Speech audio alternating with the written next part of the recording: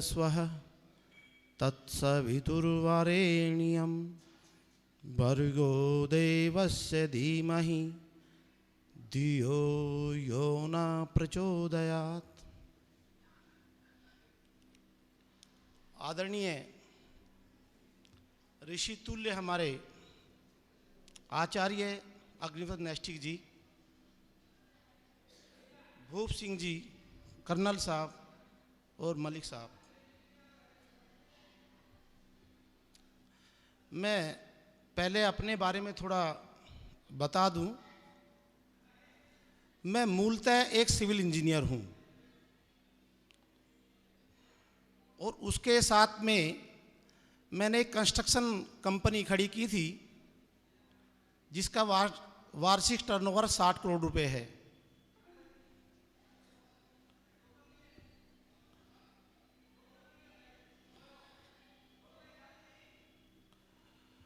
उसके साथ मैं एक वैदिक डॉक्टर भी हूं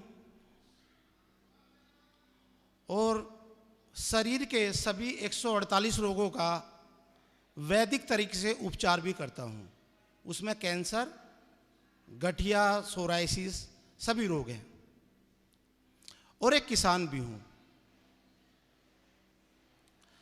अक्टूबर 2019 में एक मेरे जीवन में घटना घटी कि कहीं से मैं YouTube पर देखता रहता हूं तो आचार्य जी की वीडियो मैंने देखी और वो छोटी सी थी, 4-5 मिनट की। पर जब 4-5 मिनट की वीडियो देखी, मुझे लगा कि जब हम पढ़ते थे इंजीनियरिंग में, जब विज्ञान में, हमारे प्रश्न कुछ अधूरे थे। तो मैंने उनकी और सर्च किया कि क्या है डाटा। तो मैंने लगातार 2-3 वीडियो देखी। गुरुजी की वीडियो थोड़ी बड़ी रहती है, आधा घंटा, पौना घंटा। तो फिर मैंने गुरुजी की सत्यता जानने के लिए पूछा कि भाई ऐसा तो नहीं मैं अपना समय बर्बाद कर रहा हूँ। और तो जो मेरे पुराने आर्ष परंपरा से थे, आचार्य थे, उनके बारे में पूछा। चलो मैं उसका नाम नहीं लेना चाहता, पर मुझे फीडबैक अच्छा नहीं मिला। तो कुछ दिन मैंने फिर बंद कर दी। मैं बोले यार पता नहीं, पर फिर मेरे परेशानी, भाई मेरे प्रश्न तो यहाँ से मिल रहे। और खैर मैंने गुरुजी की 3 दिन के अंदर 83 वीडियो देखी मैंने। अब क्या हुआ कि मार्च 2020 में लॉकडाउन लग गया। अक्टूबर 2019 में जुड़ा। तो जो लॉकडाउन लगा तो समय भरपूर रहा, और भरपूर रहने के बाद में मैंने वेद विज्ञान आलोक को प्रथम दृष्टि में एक बार पूरा पढ़ा।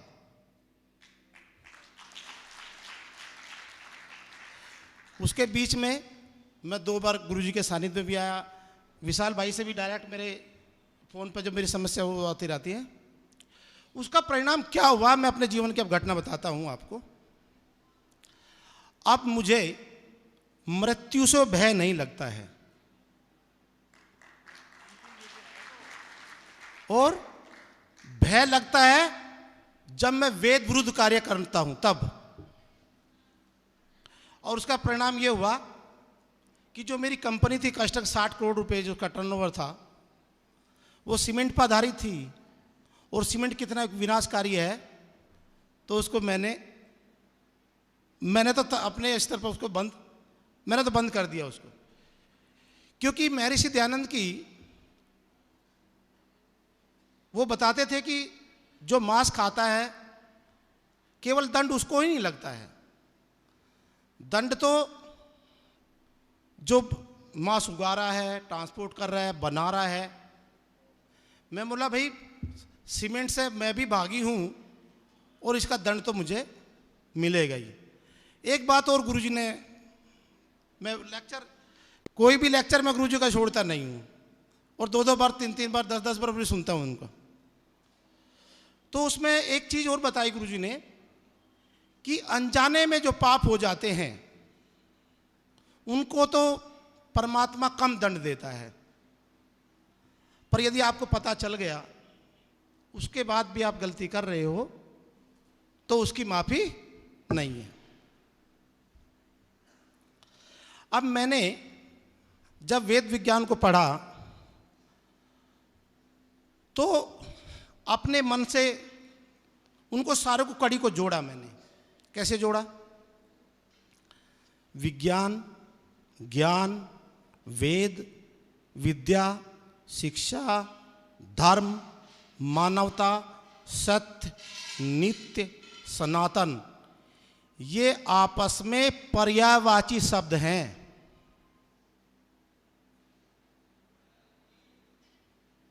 विज्ञान, ज्ञान, वेद, विद्या, शिक्षा, धर्म, मानवता, सत्य, नित्य, सनातन, ये आपस में पर्यायवाची शब्द है। और इनकी सबकी परिभाषा इस प्रकार है, किसी भी पदार्थ को ज्यों का त्यों जानकर उसका इस तरह उपयोग करना जिससे समस्त प्राणी जगत को सुख ही सुख मिले, उसी को विज्ञान, ज्ञान, वेद, विद्या, शिक्षा, धर्म, मानवता, सत्य, नित्य और सनातन कहते हैं।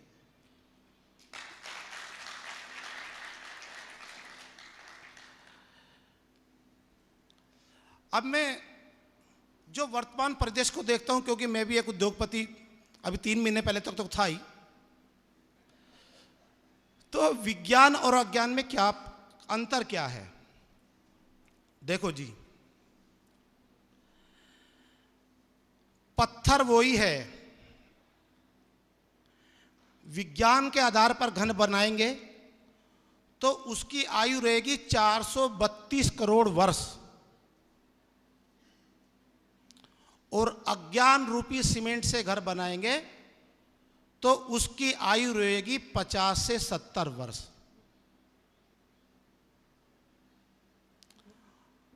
और 50 से 70 वर्ष बाद जब सीमेंट का घर गिरेगा, ये मलबा डालने की कहीं जगह नहीं मिलेगी। और मुझे तो डर है कि 2060 में यदि सीमेंट का उपयोग ऐसे होता रहा तो मानव विहीन हो जाएगा। ये विश्व मानव विहीन, प्राणी विहीन हो या न हो, पर ये मानव विहीन होने का खतरा इसमें है। विज्ञान 432 करोड़ वर्ष, और अज्ञान की जो बनेगा वो बनेगा केवल 50 से 70 वर्ष। और देश में सीमेंट के आधार पर जो घर बन रहे हैं, देश का 25 लाख करोड़ रुपया खर्च हो रहा है। जाने अनजाने में हम अपनी असमय मृत्यु का न्योता दे रहे हैं। एक तो प्रमाण ये हो गया मेरे पास। दूसरा प्रमाण है कृषि। कृषि के लिए वेद में केवल 2 मंत्रों का विधि बताई गई, केवल 2 मंत्रों में। क्या बताया गया है? अस्मिन गोष्ठे करीषणी, कि जो गाय का ताजा गोबर है वो सर्वोत्तम खाद है। और जब हमने इसके रिजल्ट टेस्ट करवाए तो 1 ग्राम गोबर, ताजे गोबर में 300 करोड़ जीवाणु होते हैं। और यदि उस गोबर को सड़ा दिया तो आपको रासायनिक खाद, जैविक खाद डालने ही पड़ेंगे। इस विधि से हम अपने 200-225 एकड़ खेत में वैदिक कृषि फार्म कर रहे हैं, इस विधि से ही। दूसरा एक और मंत्र है उसमें, घृतेन सीता मधुना, यजुर्वेद के 12वें अध्याय का 70वां मंत्र है कि यदि आपको ऐसा लगता है कि खाद कम है तो उसमें गुड़ और मिला दीजिए। और दोनों विधि में हम अपने फार्म पर कर रहे हैं। और गन्ना मैं आपको दिखा दूं कि गन्ना ऐसा हमारे फार्म पर उगाया जा रहा है।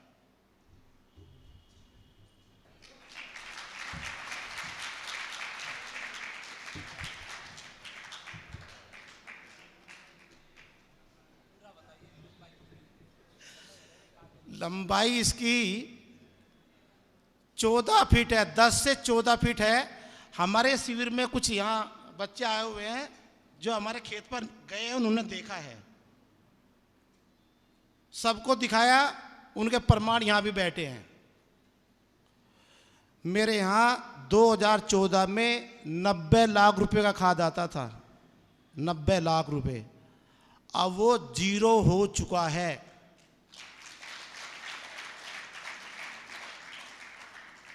ये होता है विज्ञान और अज्ञान में अंतर। और क्या होता है अज्ञान में? अज्ञान में क्या हो रहा है?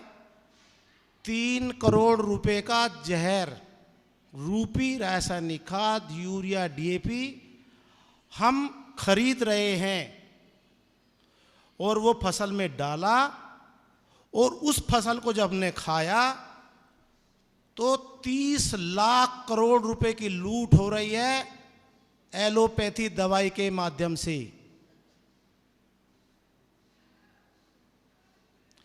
और वो ठीक करने का नाटक करते हैं, ठीक नहीं हो पाता और ना कर पाएंगे।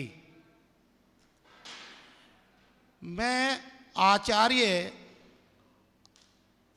अग्निव्रत नैष्ठिक जी को ऋषि मानता हूं, ऋषि हैं, पर क्या है कुछ लोग मेरे खिलाफ खड़े हो जाते हैं। तो मैं आचार्य, जब मैं वेद विज्ञान देखता हूं, उसके परिणाम देखता हूं, मैं तो ये मानता हूं कि परमपिता हम सबसे प्यार करता है, इसीलिए आचार्य जी को हमारे पास भेजा है।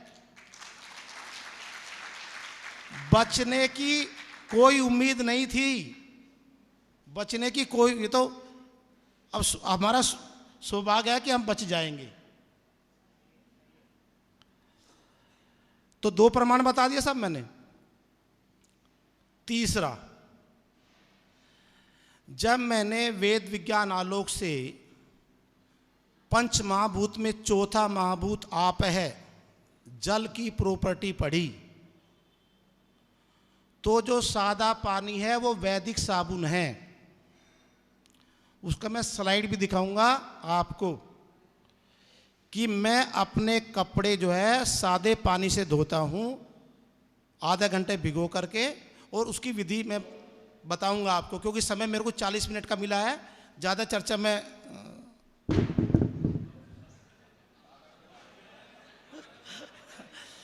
हाँ, वो कपड़े कैसे धुलते हैं वो मैं विधि आपको बता दूंगा।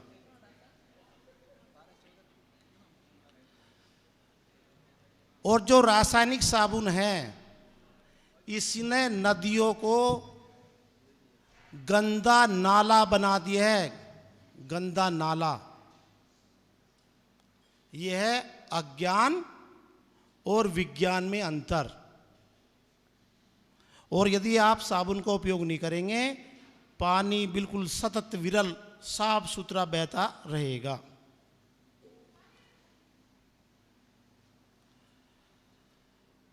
दूसरा, जो हम भोजन कर रहे हैं, वेद में अथर्ववेद का एक ही मंत्र है कि जो आपका भोजन है वो ही आपकी औषध है। मैंने वैदिक चिकित्सा में पिछले 3 वर्ष से कर रहा हूं और लगभग सभी रोगों का मैंने उपचार किया है। तो जब मैंने वेद को पढ़ा, गुरुजी का सानिध्य पढ़ा, मैं बोला भाई ये दवाई से ठीक नहीं करना, अब किसी को भी दवाई नहीं देना, अब तो भोजन से ही ठीक करता हूं मैं। ये भोजन का विधि बताई और उसी से सब रोगों को ठीक किया। पर वेद में एक शर्त और लगा दी वहां पर कि यदि आपके घर में देसी गाय नहीं है या दूध का सेवन नहीं हो रहा है तो क्या होगा? उसके न रहने पर शरीर, मन, बुद्धि सभी दृष्टिकोणों से निर्धन बन जाता है। शरीर रोगी हो जाता है, मन मलिन हो जाता है और बुद्धि मंद।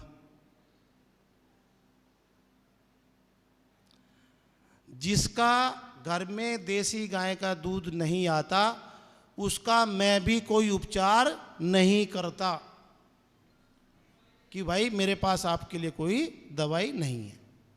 तो 4 उदाहरण बनाए मैंने विज्ञान और अज्ञान के। अब ये विद्या तो आ गई, अब बचने के पूरे साधन आ गए। अब इसका क्या किया जाए? अब अपनी कंपनी भी अपनी बंद कर दी, हम भी बिल्कुल खाली, समय भरपूर। तो हमने बोला पुरुषार्थ करेंगे अपन। और पुरुषार्थ कैसा करेंगे? विश्व के 750 करोड़ लोगों को रोजगार देने का हमारे पास पूरे प्रमाण हैं। विश्व के सभी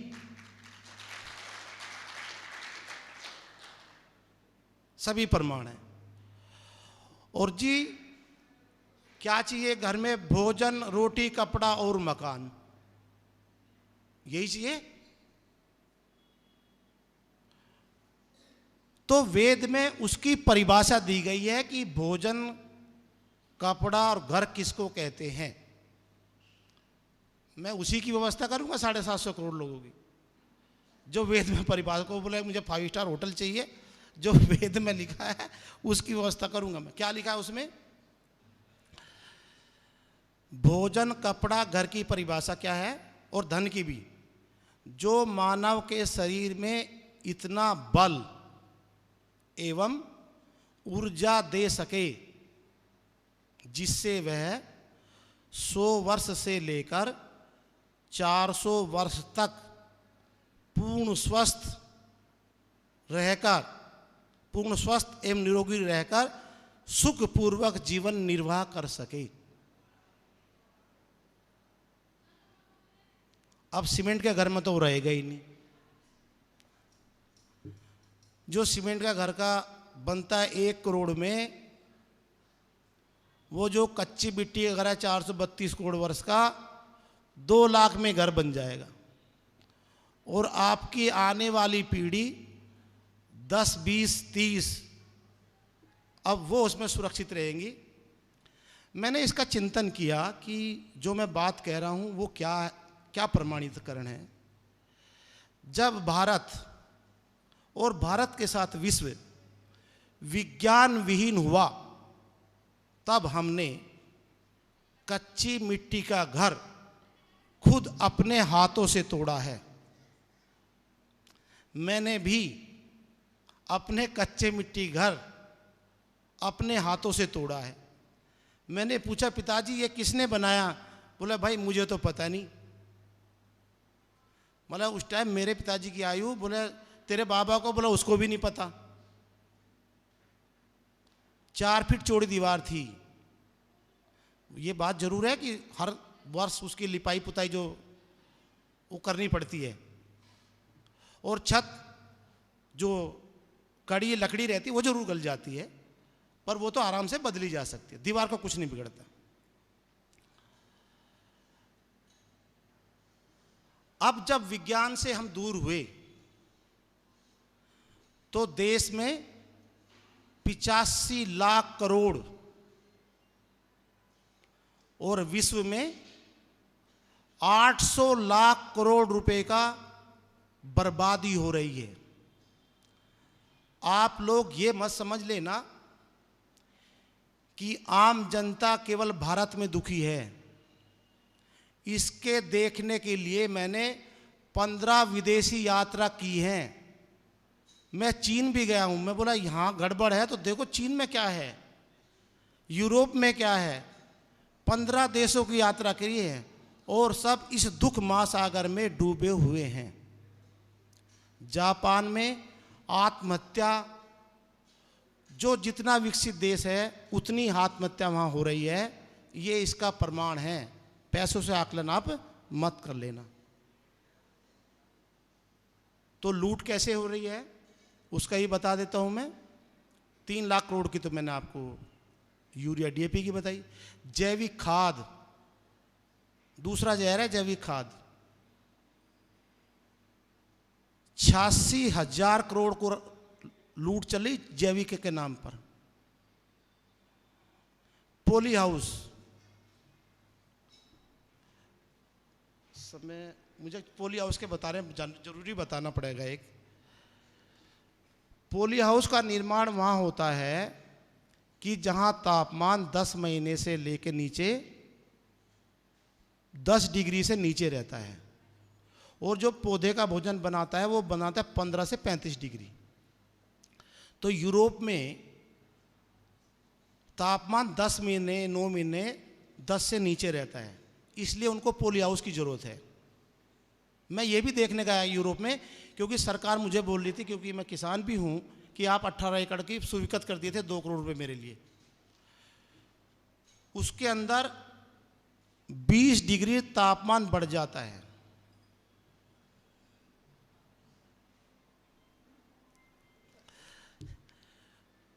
बीस डिग्री बढ़ जाता है, तो हमारे यहाँ तो 40 डिग्री हो गया, और 40 और 20 60, तो फसल कुछ नहीं बचेगी उसके अंदर। तबाही तबाही है मध्य प्रदेश में, किसान रो रहे हैं जिसको पोली हाउस लगा है।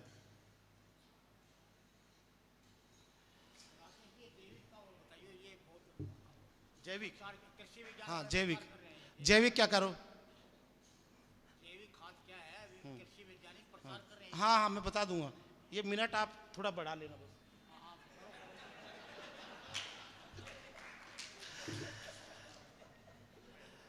साहब, जैविक खाद पे क्या है कि जैसे हमारा एक आई देसी गाय, एक आई विदेशी गाय जर्सी, ऐसे ही जैविक के नाम पर आइसोनिटिड फीटलिया एक बार से जंतु आया है। वो केंचुए जैसा ही दिखता है, केंचुआ है नहीं, दिखता है। उसकी क्या विशेषता है? वो केवल 28 डिग्री तक जिंदा रहता है। आपने देखा, जो वर्मी कंपोस्ट बनाते हैं छाया में रखते हैं, और वो इतना दुष्ट प्रवृत्ति का है कि वो गोबर ही खाता है। हमारा जो देसी केंचुआ है वो मिट्टी खाता है, और मिट्टी को उपजाऊ बनाता है। और ये विदेशी केंचुआ जैविक जो है गोबर खाता है, और उसमें अपना जहर और घोल देता है। और देखो, हमारा जब टेम्परेचर यदि खेत में डाल दिया ना आपको केंचुए, वो जिंदे नहीं बचेंगे, जिंदे नहीं बचेंगे साहब, वो जो विदेशी केंचुए हैं। ठीक है साहब। अब चाय से जब मैं रोगी आते हैं मेरे पास में, जिसके शरीर का तापमान, सॉरी पीएच, तापमान पीएच 4 साढ़े 4 के बीच में हो जाता है, वो कैंसर ही होता है उसको। और महानुभावों, चाय का पीएच 4.5 ही है।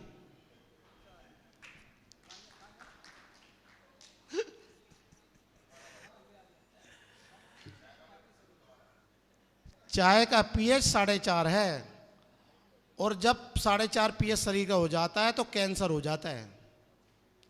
जो चाय पीता है उसका मैं उपचार नहीं करता हूं।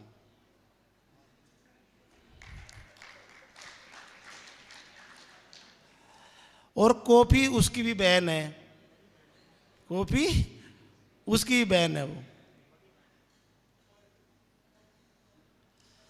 हमारे ऋषियों ने बनाया गन्ने से गुड़, और गुड़ क्या करता है कि भोजन किया तो भोजन को पचा देता है वो। और अज्ञानियों ने बनाई चीनी, और चीनी को पचाने में शरीर को 5.5 घंटे लगते हैं। 75,000 करोड़ की लूट है चीनी में।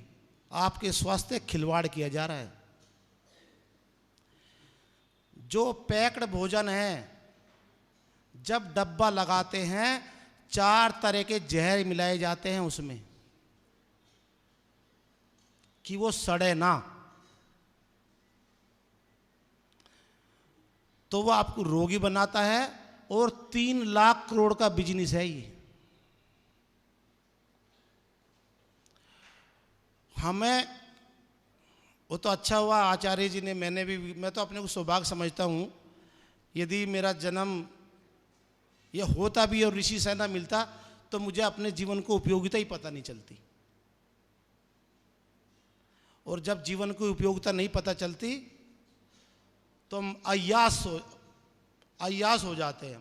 बीड़ी, सिगरेट, शराब, चिकन, स्वच्छंदता। वेद विज्ञान आलोक से पता कि परमात्मा बना रहा है और कैसे बना रहा है और क्यों मानव शरीर दिया है। केवल सुख के लिए दिया है, सुख और परम सुख।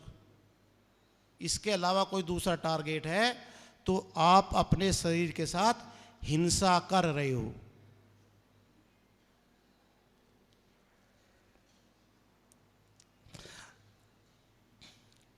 Pizza, McDonald, Dominos, Subway, KFC, Burger King, Starbuck, coffee cafe, coffee day, Coca Cola, Pepsi, 1 lakh crore का धंधा है इन सबका।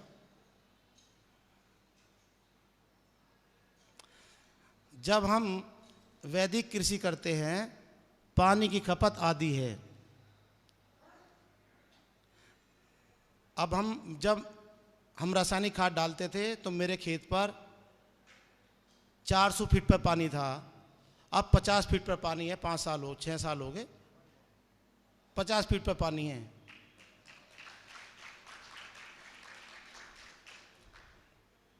हाँ साहब, एक मेरा जो दर्द है ना, मैं दर्द क्या बताऊं, कितना बड़ा दर्द है कि हमारे यहाँ एक कहावत थी कि पति पत्नी के चारों तरफ चक्कर लगा दे तो भी एक कहावत थी देसी कि बच्चा हो जाता था। कहावत है, सीरियस मत लेना। आज 30% हमारे नपुंसक हो चुके हैं, नपुंसक। बच्चे नहीं हो रहे साहब इस जहरीले भोजन से। और फर्टिलिटी सेंटर और कितना अत्याचार करते हैं वो, आप उसका अंदाजा नहीं लगा सकते साहब। तो इस तरह ये 85 लाख करोड़ रुपए का जो है बर्बादी हो रही है विज्ञान के अभाव में।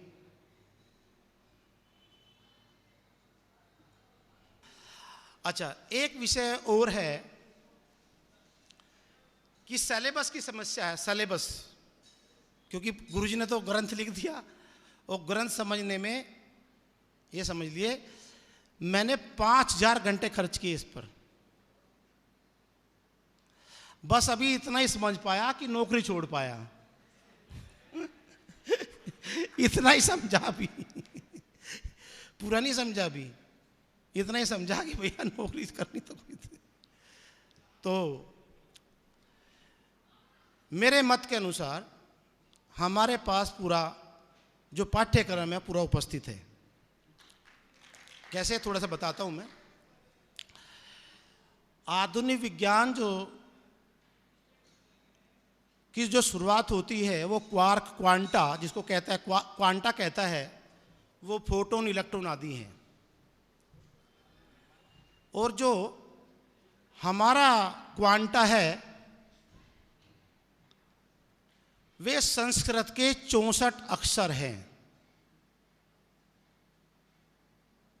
ठीक है जी।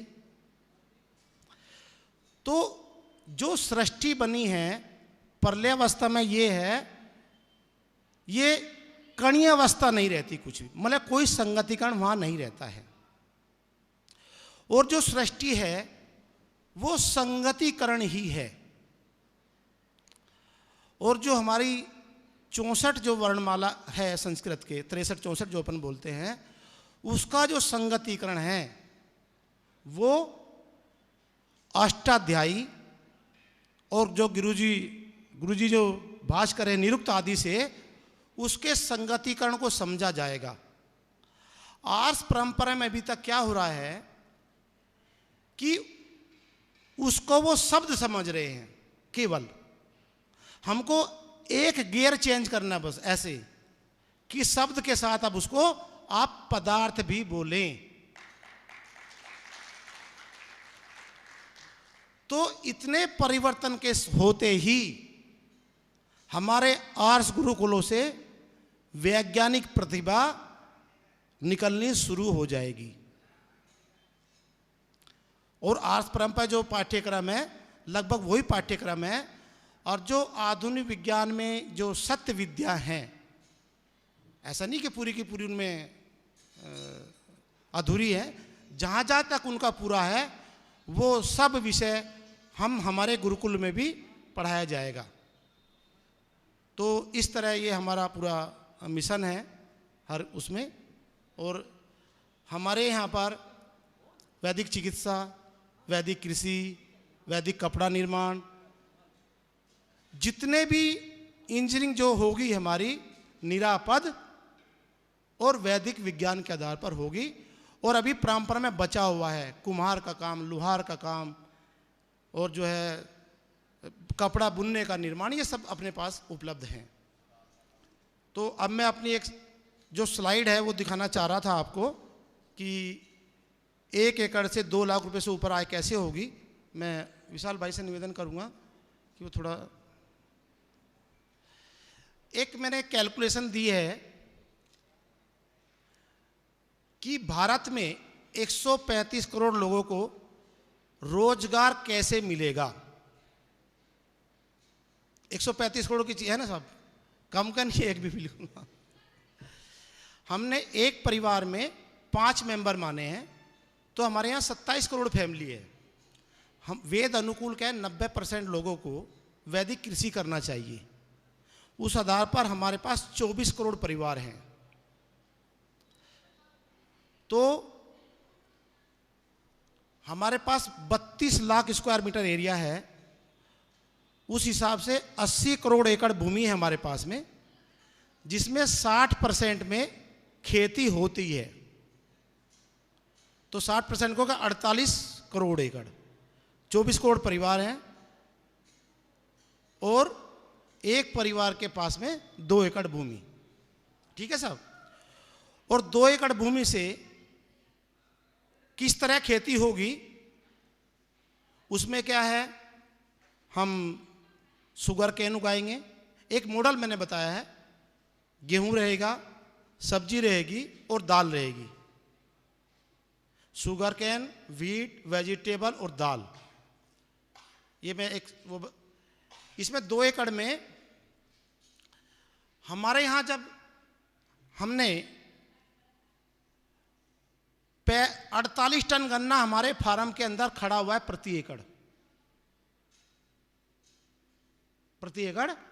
48 टन, पर हमने कैलकुलेशन 45 टन के हिसाब से लिया है यहाँ पर। दूसरी एक चीज़ और है कि हमारे यहाँ सारे एम्प्लॉय काम करते हैं। यदि ओनर रहेगा तो जो ये वैदिक विधि है, इससे 80 टन तक की पैदावार हो सकती है। हमने 45 से लिया है, तो 12% गुड़ निकलता है।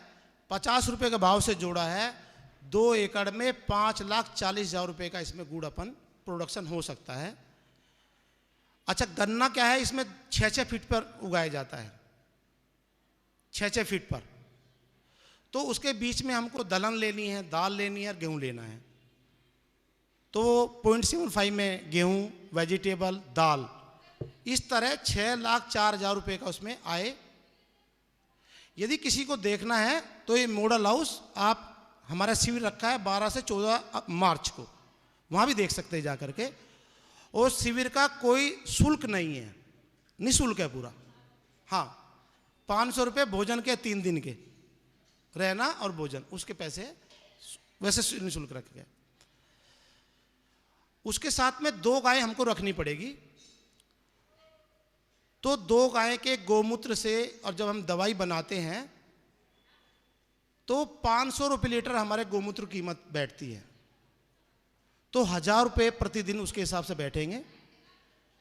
गाय 9 महीने जब ब्याती है वो, 45 दिन पहले और 45 दिन बाद में हम उसको गोमूत्र से दवाई नहीं बनाते। तो 9 महीने का हमने लिया है, तो 2,70,000 ये हो जाएंगे। तो 6,04,000 फसल से, 2,70,000 गाय से, 8,74,000 हो जाएंगे। और इसमें जो खर्चा भी सब निकालो, 2 लाख भी निकाले, पूरा घर ऐश और आराम से। जो मजदूर का चौक का मजदूर है, जिसके पास पैसा नहीं है,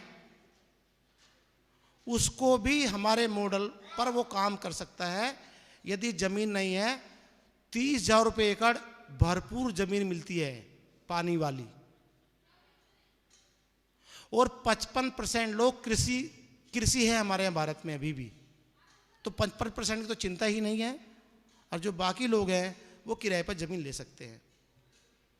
तो इस तरह उसमें पूरा ये दिखाया गया है। आप सभी को बहुत बहुत धन्यवाद। नमस्ते। अच्छा, वीडियो चल जाएगी क्या? हाँ, दिखा दो भाई एक वीडियो। हाँ,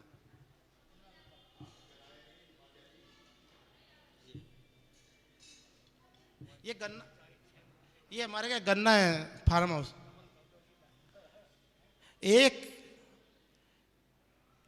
एक आंख से 14 गन्ने खड़े हैं भाई उसमें, एक आंख से। ना कोई खाद डालने की जरूरत ही नहीं है।